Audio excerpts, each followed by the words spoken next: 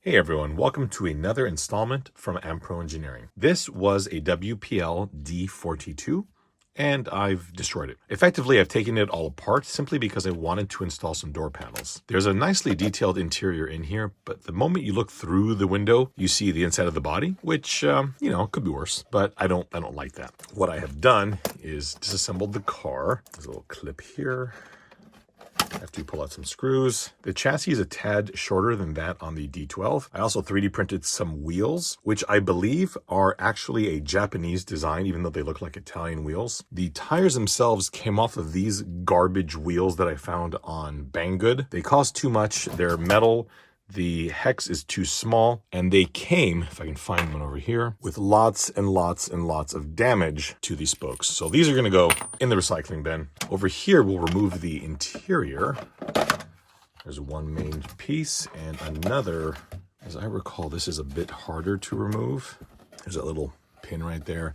You actually got to pull the body slightly to free it. Slightly to free it, not breaking it. Why is it so hard? And see if we can perhaps wedge a screwdriver. Oh, there, oh God. The fun part about the disassembly is that you remember you have to reassemble it later. So pop that out. Sweet. Come on, gentle. A lot of terrible sounds happening. Okay, we got that out. And this all comes out. Kind of cool. It has its separate little inner fender wells, so we can pull that out, keep that black. The seats are also nicely removable.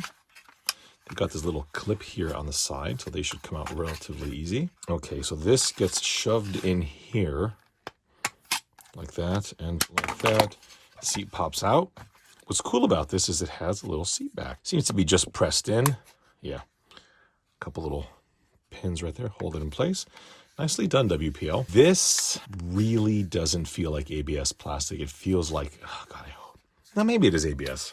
The reason I'm saying that is because ABS is easy to paint onto, but things like polypropylene, polyethylene are effectively unpaintable. I discovered that while working on the C34, I had to use a special primer, and it didn't work brilliantly, but it worked well enough. Shifter also pops out. I believe the last thing we have to remove is the dash. There's a little clip right there. I don't know. I think if you just, it just comes out. These little legs peg into place, and then that little clip holds it all down. Okay, there's our dash. There's our interior cab floor.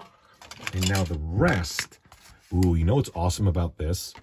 Since the floor is separate from the seats, it's going to be completely idiot-proof to paint a two-tone interior. So that's going to be the plan. Underneath, there's no screws there. These might just use, just an interference fit. Nicely done.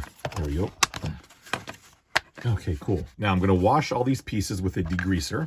If you want to get any oils off of these, I'm still not entirely convinced that this is a acceptable painting surface. So I'm going to use an adhesion promoter. And then we'll shoot this also and keep this black. Popped out all the glass, and it actually came out really well.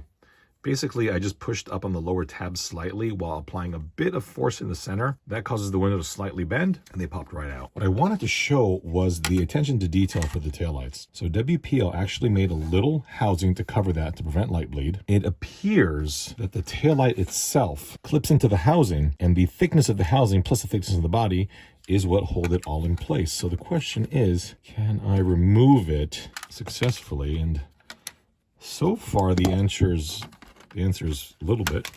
The top living hinge appears to have not survived that, but we can always just glue that in place. So there, the taillight is out. Okay, we'll lift that up again as well. Push in this tab. And as usual, I apologize for the garbage camera work. It's hard to do things and be on camera. Okay, so that came out.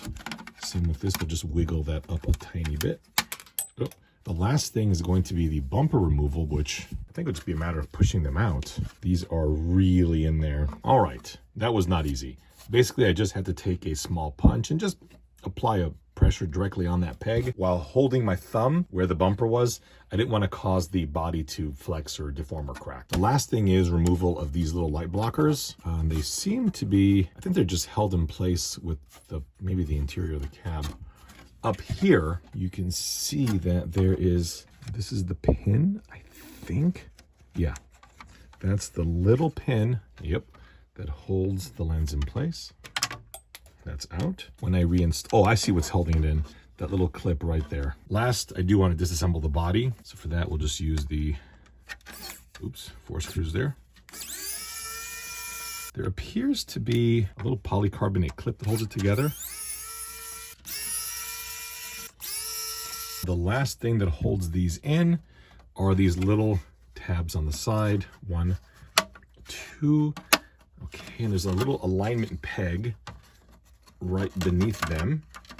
And there we have it. Obviously, WPL has plans to potentially make this into a truck variant. We'll also degrease all these pieces. Well, the body has been painted in Tamiya Italian red, and it really came out nice. Let's go ahead and peel off all that interior masking. I did this because I didn't want the red paint to get on the inside primer, since that gray is the color that I want the inside to be. So we got the window masks off. Peeled these off earlier. Had a little bit of leakage right there. I'm surprised about that. I guess I didn't press hard enough. The door panels I made may, in fact, cover that up. And if not, I'll just touch it up with a brush. It'll be hard to see, and matte paints touch up really nicely. I want to put the body together because I still have to put the lights in. But in order to put the lights in, I need to make sure that the light placement and the length of the wires is all correct. So we'll have the fun part now of reassembling it. Obviously, this is the most rewarding part of the build. There we go. Align with the little pegs on both sides.